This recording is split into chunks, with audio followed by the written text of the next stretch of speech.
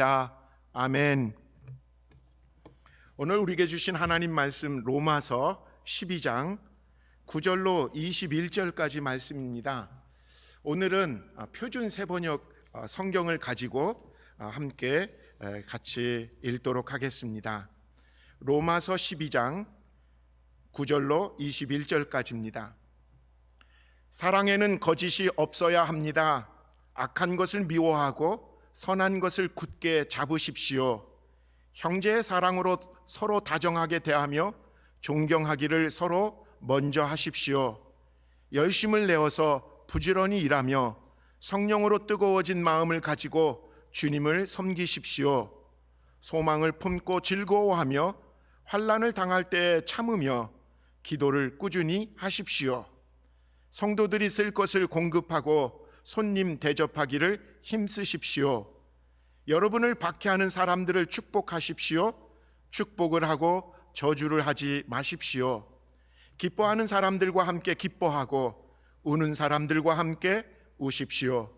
서로 한 마음이 되고 교만한 마음을 품지 말고 비천한 사람들과 함께 사귀고 스스로 지혜가 있는 채 하지 마십시오. 아무에게도 악을 악으로 갚지 말고 모든 사람이 선하다고 생각하는 일을 하려고 애쓰십시오. 여러분 쪽에서 할 수 있는 대로 모든 사람과 더불어 화평하게 지내십시오. 사랑하는 여러분, 여러분은 스스로 원수를 갚지 말고 그 일은 하나님의 진노하심에 맡기십시오. 성경에도 기록하기를 원수 갚는 것은 내가 할 일이니 내가 갚겠다고 주님께서 말씀하신다 하였습니다. 내 원수가 줄이거든 먹을 것을 주고 그가 목말라 하거든 마실 것을 주어라. 그렇게 하는 것은 내가 그의 머리 위에다가 숯불을 쌓는 셈이 될 것이다 하였습니다. 악에게 지지 말고 선으로 악을 이기십시오. 오늘 우리에게 주신 하나님의 말씀입니다. 이 시간에는 우리 송경아 전사님 나오셔서 사랑에는 거짓이 없나니 말씀으로 우리에게 은혜 주시겠습니다.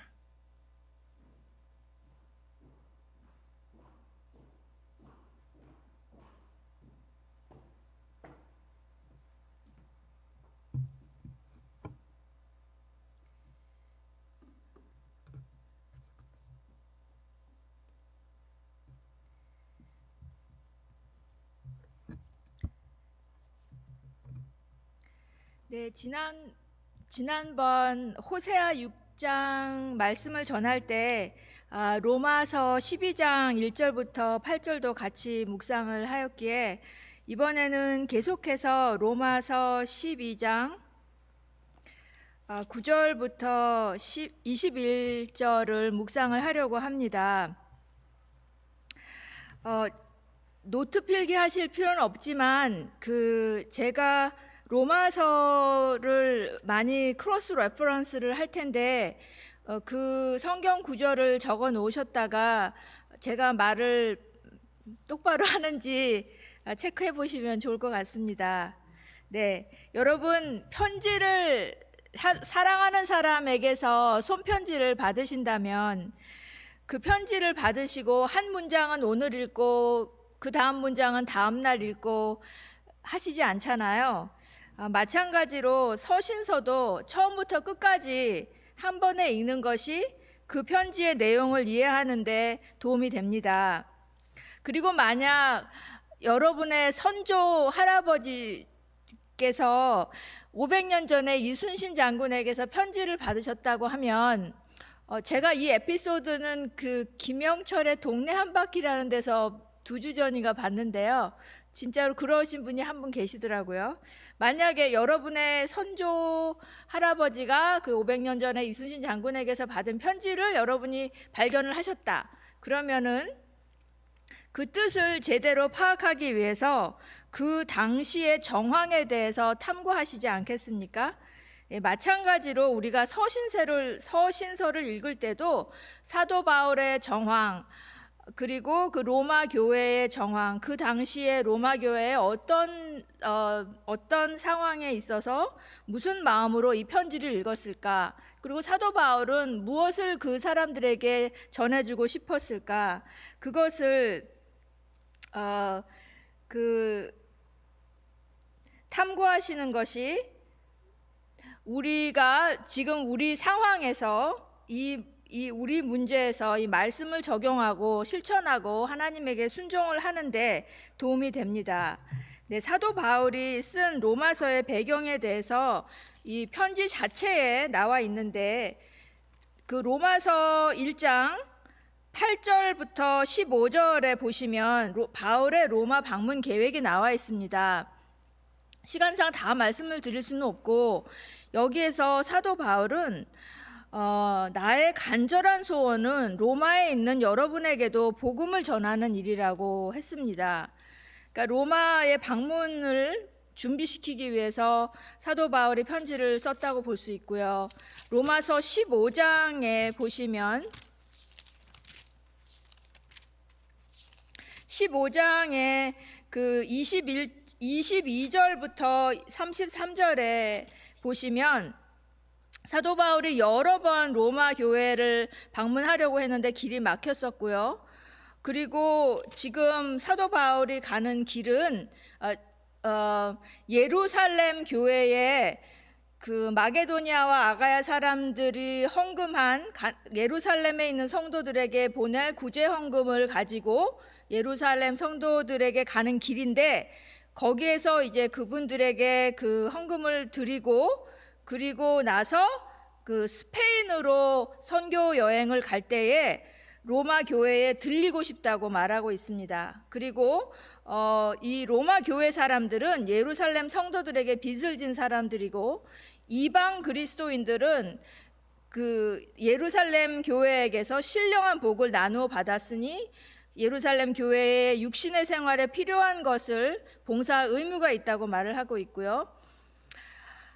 그리고 스페인으로 그 선교 여행을 갈 때에 로마 교회에 있는 사람들이 자기를 후원해 줬으면 좋겠다고 말을 하고 있습니다.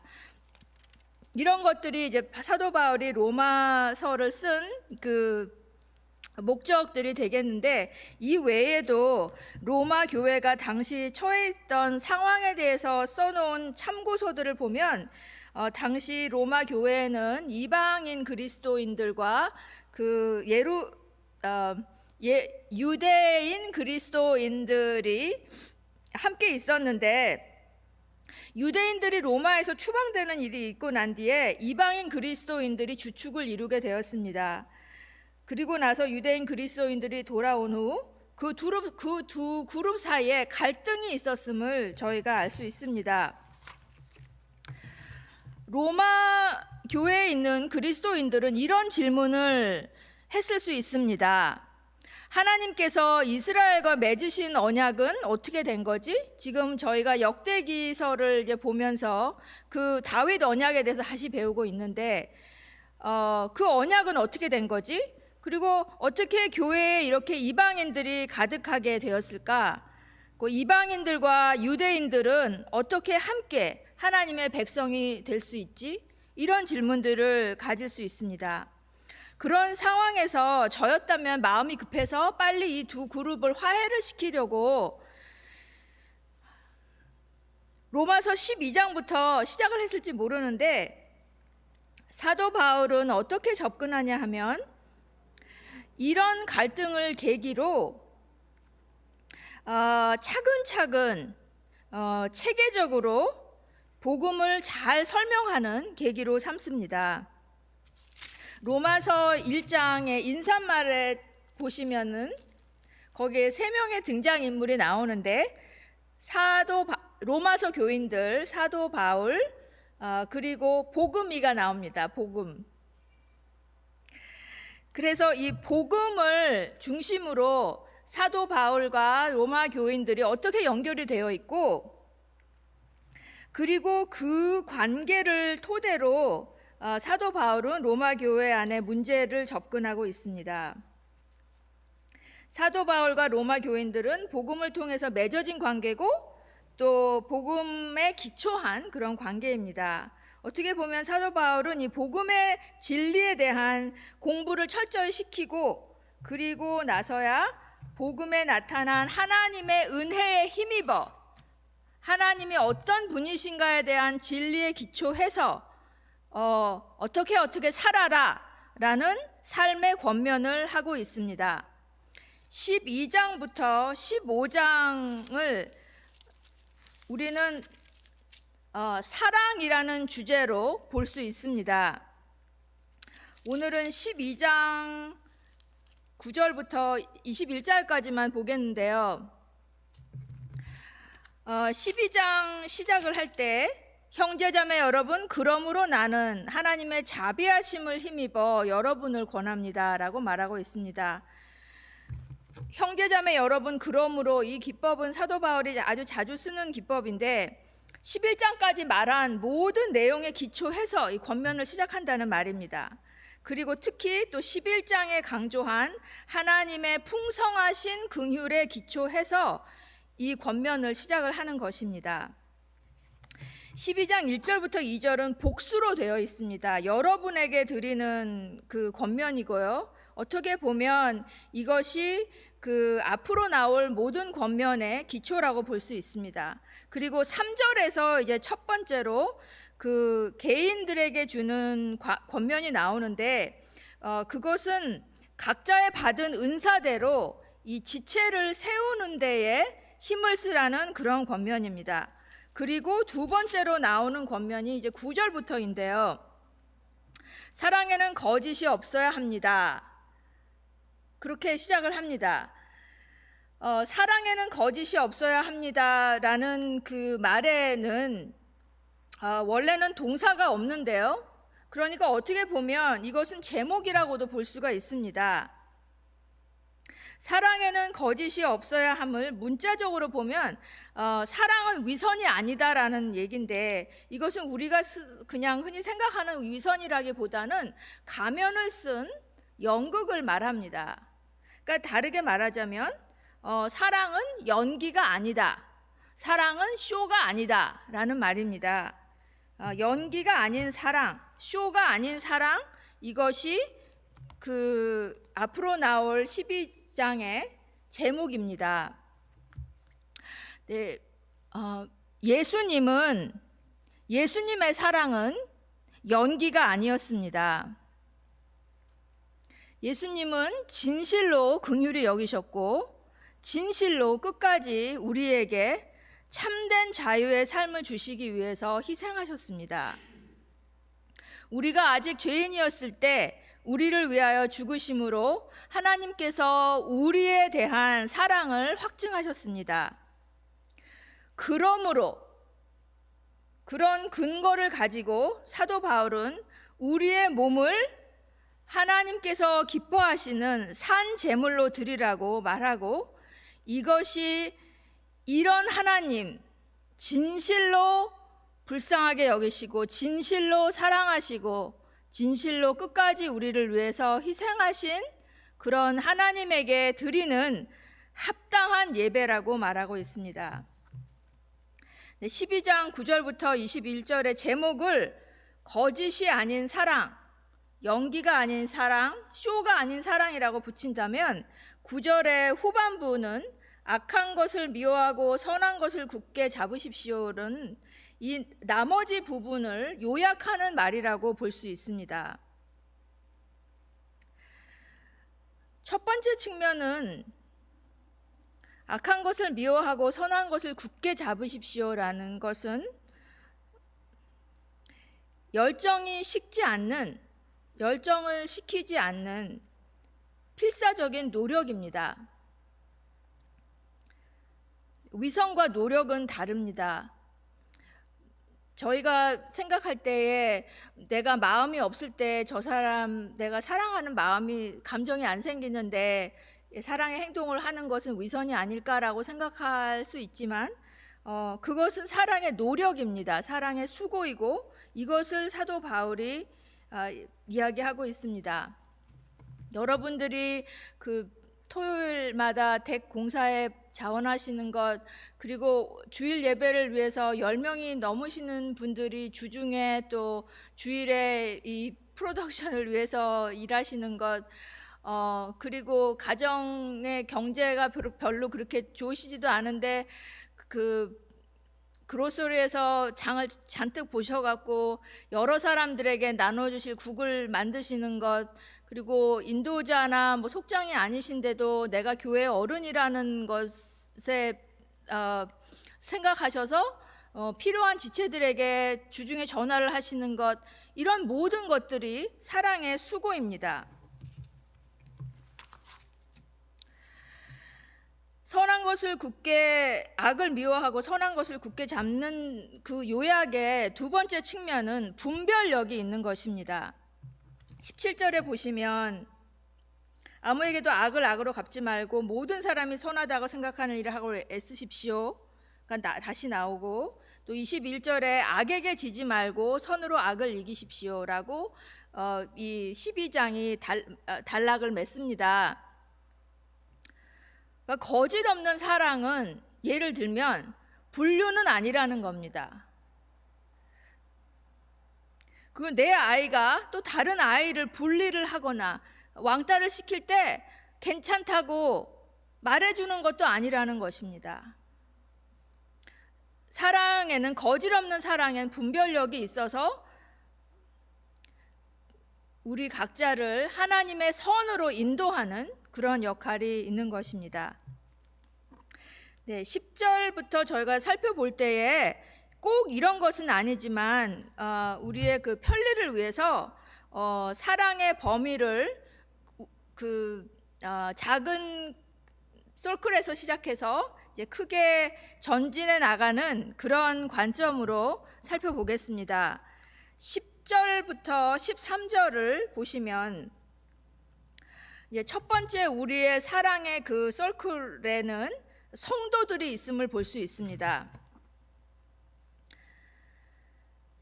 형제의 사랑으로 서로 다정하게 대하며 존경하기를 서로 먼저 하십시오. 열심을 내어서 부지런히 일하며 성령으로 뜨거워진 마음을 가지고 주님을 섬기십시오. 소망을 품고 즐거워하며 환난을 당할 때에 참으며 기도를 꾸준히 하십시오. 성도들이 쓸 것을 공급하고 손님 접대하기를 힘쓰십시오.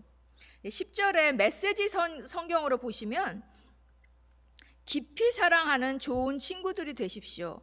기꺼이 서로를 위한 조연이 되어 주십시오 라고 되어 있습니다. 여러분, 누가 이런 사람들입니까? 이 사람들은 사도 바울이 로마서 8장에 말한 그 사람들입니다. 로마서 8장에 보시면 그러므로 우리 그리스도 예수 안에 있는 사람들은 정죄를 받지 않습니다. 그것은 그리스도 예수 안에서 생명을 누리게 하는 성령의 법이 당신을 죄와 죽음의 법에서 해방하여 주었기 때문입니다. 이 사람들은 성령의 법에 따라서 사는 사람들입니다. 8장 14절에 보시면 하나님의 영으로 인도함을 받은 자녀는 누구나 다 하나님의 자녀입니다. 그런데 그 자녀들이 그 받는 고난에 대해서 이야기합니다. 현재 우리가 겪는 고난은 장차 우리에게 나타날 영광의 견주면 아무것도 아니라고 생각한다고 합니다. 그리고 이런 고난을 견딜 때에 성령님께서 우리의 약함을 도와주시며 우리는 어떻게 기도해야 될지 모르지만 성령께서 친히 이루 다 말할 수 없는 탄식으로 우리를 위하여 간구하여 주신다고 말씀하십니다. 그 사람들은 28절에 보시면 하나님을 사랑하는 사람들, 곧 하나님의 뜻대로 부르심을 받은 사람들에게는, 여기는 에게는이라고 되어 있는데 하나님을 사랑하는 사람들, 곧 하나님의 뜻대로 부르심을 받은 사람들을 통하여 모든 일이 협력해서 선을 이룬다는 것이 더 나은 해석이라고 합니다. 그러니까 우리가 이런 하나님의 은혜의 수혜자뿐만이 아니라 우리는 이런 하나님의 은혜가 흘러가게 하는 통로이고 공급자이라는 말입니다. 그러니까 로마에 있는 교인들은 이런 사람들이라는 거죠. 그러니까 사도 바울은 지금 12장 10절부터 13절에 있는 서로 성도에게 대하는 그 구체적인 권면에 대해서 말을 할 근거가 있는 것입니다. 여러분, 이런 공동체는 저와 여러분이 원하는 그런 공동체가 아닙니까? 이 공동체의 사랑은 이제 처음에는 나의 가정교회에서 시작하지만 그 나의 가정교회를 벗어나 다른 가정교회들, 로마의 가정교회들은 어쩌면 그때 이런 이방인들과 유대인들, 그리스도인들의 갈등이 있어서 이 가정교회는 유대인들이 모이는 가정교회, 이 가정교회는 이방인들이 모이는 가정교회, 그렇게 나눠졌을 수도 있습니다. 그런데 내 가정교회만이 아니라 이런 모든 가정교회들을 다 살피는 그런 권면을 하고요. 또 더 나아가서 아까 로마서 15장에서 보셨던 것 같이 사도 바울은 로마에 있는 그리스도인들이 로마에 있는 교회뿐만이 아니라 예루살렘 교회를 생각하기를 원합니다. 그러니까 아까 목사님께서 기도하신 대로 우리 교회뿐만이 아니라 선교지에 있는 목사님들 또 선교사님들 그런 교회를 품고 기도하는 이유가 여기 있습니다. 그래서 로마에 흩어진 모든 교회와 또 15장에 언급한 그런 예루살렘 교회, 그런 것을 품는 것이 이 첫 번째 사랑의 대상입니다. 성도들이죠. 그리고 두 번째 범위는 저희가 14절부터 16절에서 읽을 수 있는데요. 여러분을 박해하는 사람들을 축복하십시오. 축복을 하고 저주를 하지 마십시오. 기뻐하는 사람들과 함께 기뻐하고 우는 사람들과 함께 우십시오. 서로 한 마음이 되고 교만한 마음을 품지 말고 비천한 사람들과 함께 사귀고 스스로 지혜 있는 채 하지 마십시오. 여러분, 이 말씀을 읽으면서 또 그 뒤에 이제 17절부터 나와 있는 말씀을 읽으면서 예수님이 생각나지 않으십니까? 예수님께서 마태복음과 누가복음의 그 이제 산상수훈 아니면 Sermon on the Plain이라는 것에서 이 말씀을 하셨는데, 마태복음에서는 예수님이 그 당시 유대인들이 율법에 대한 오해를 하니까 십계명에서 몇 가지를 끌어내셔서 또 다른 이제 계명을 가지시고 그 율법에 대한 재해석을 해주십니다. 바른 해석을 해주시는데요. 마태복음 5장 43절부터 47절을 제가 메시지 번역으로 읽어드리겠습니다. 너희는 옛 율법에 기록된 친구를 사랑하라는 말과 기록에는 없지만 원수를 미워하라는 말을 잘 알고 있다. 나는 거기에 의의를 제기한다. 나는 너희에게 원수를 사랑하라고 말하겠다. 원수가 어떻게 하든지 너희는 최선의 모습을 보여라. 누가 너희를 힘들게 하거든 그 사람을 위해 기도하여라. 그러면 너희는 너희의 참된 자아, 하나님이 만드신 자아를 찾게 될 것이다. 하나님도 그렇게 하신다. 그분은 착한 사람이든 악한 사람이든 친절한 사람이든 비열한 사람이든 상관없이 모두에게 가장 좋은 것, 해의 온기와 비의 양분을 주신다. 너희가 사랑할 만한 사람만 사랑하는 것이 고작이라면 상급을 바랄 수 있겠느냐? 그것은 누구나 하는 일이다. 너희가 만일 너희에게 인사하는 사람에게만 겨우 인사한다면 상급을 바랄 수 있겠느냐? 그것은 죄인도 흔히 하는 일이다. 한마디로 내 말은 성숙한 사람이 되라는 것이다. 너희는 천국 백성이다. 그러니 천국 백성답게 살아라. 하나님이 주신 너희 신분에 합당하게 살아라. 하나님께서 너희에게 하시는 것처럼 너희도 다른 사람들을 대할 때 너그럽고 인자하게 살아라. 그러니까 사도 바울은 여기에서 더 사랑해라 라고 말하지 않고 예수님을 생각하고 예수님과 함께 예수님 같이 사랑하라고 상기시켜 주고 있습니다. 네, 이 시대의 풍조를 본받지 말고 마음을 새롭게 함으로 변화를 받은 사랑의 패러다임을 제시하고 있습니다. 세 번째 범위는 모든 사람들이라고 볼 수 있는데요. 17절부터 보시면 아무에게도 악을 악으로 갚지 말고 모든 사람이 선하다고 생각하는 일을 하려고 애쓰십시오. 여러분 쪽에서 할 수 있는 대로 모든 사람과 더불어 화평하게 지내십시오. 사랑하는 여러분, 여러분은 스스로 원수를 갚지 말고 그 일은 하나님의 진노하심에 맡기십시오. 성경에도 기록하기를 원수 갚는 것은 내가 할 일이니 내가 갚겠다고 주님께서 말씀하신다 하였습니다. 내 원수가 줄이거든 먹을 것을 주고 그가 목말라 하거든 마실 것을 주어라. 그렇게 하는 것은 내가 그의 머리 위에 숯불을 쌓는 셈이 될 것이다 하였습니다. 악에게 지지 말고 선으로 악을 이기십시오. 모든 사람에게 베푸는 사랑을 간단하게 말하자면 첫 번째는 복수를 하지 않는 것입니다. 거짓 없는 참 사랑은 복수를 하지 않는 것이다 라고 말할 수 있습니다. 복수를 하지 않는 기반은 갈등, 문제를 하나님께 맡기는 것입니다. 하나님을 신뢰하는 것입니다. 하나님께서 풀어주실 것이다. 내 억울함을 하나님께서 풀어주실 것이다 라고 말하는 것입니다. 다시 12장 1절로 돌아가서 하나님의 자비하심을 힘입어 사도 바울은 권면하고 있습니다. 로마 교인들은 하나님의 풍성한 긍휼을 입은 사람들입니다. 그러므로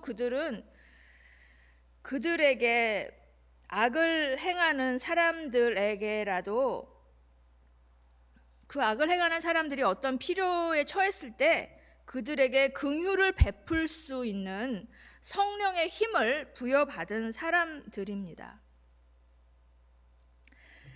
여기에서 사도 바울이 악을 행한 사람들에게 호감을 가지라고 말하고 있지 않습니다. 예수님도 원수들에게 호감을 가지라고 가르치신 적이 없습니다. 그 사람의 기분을 좋게 해주라는 명령도 아닙니다.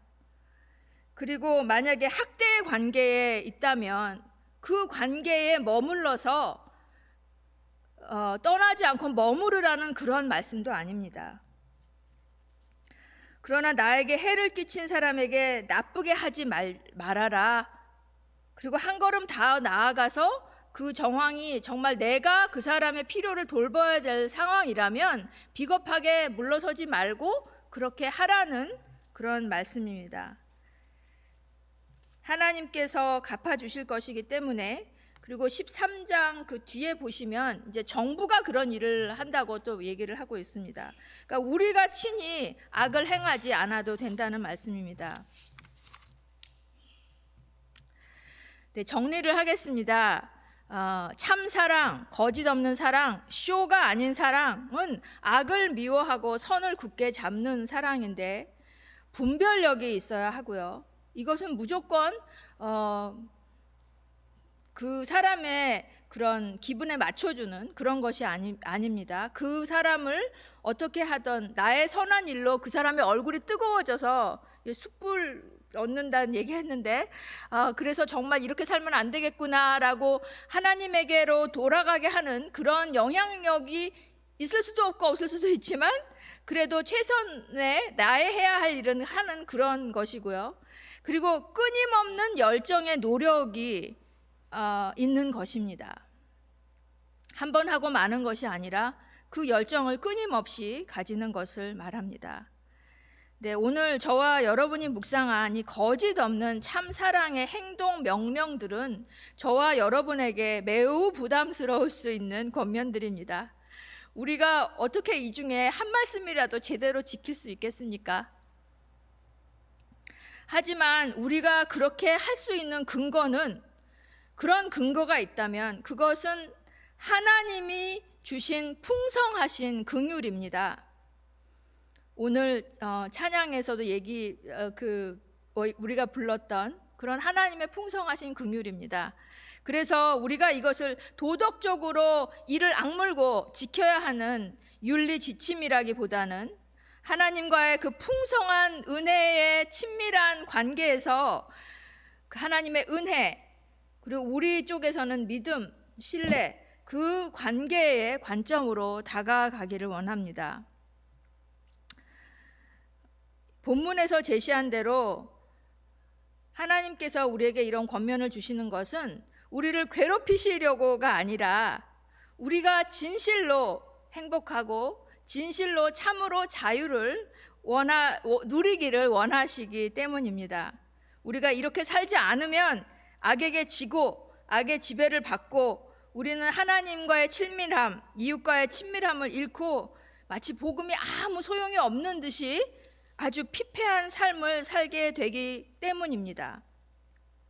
우리가 그렇게 살지 않고 하나님과 친밀함을 누리고 이웃과의 친밀함을 누리는 것이 우리를 통해 선을 이루시려는 하나님의 선하시고 기뻐하시고 완전하신 뜻인 것입니다.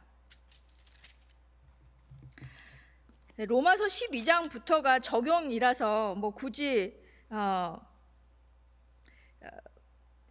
그 사도 바울에게는 오늘 본문이 복음을 알게 된 로마 성도들의 구체적인 삶의 적용인데 무슨 적용이 필요할까 생각하실 수도 있는데 이제 적용 부분을 저희가 생각해 보면 우리가 어디서 시작해 볼까 생각을 해보면 오늘 이윤정 집사님과 강은구 집사님의 마지막 선데이라고 했는데 이윤정 집사님께서 소그룹 인도자 모임에서 같이 읽고 나누기를 원하신 책을 소개를 드리겠습니다.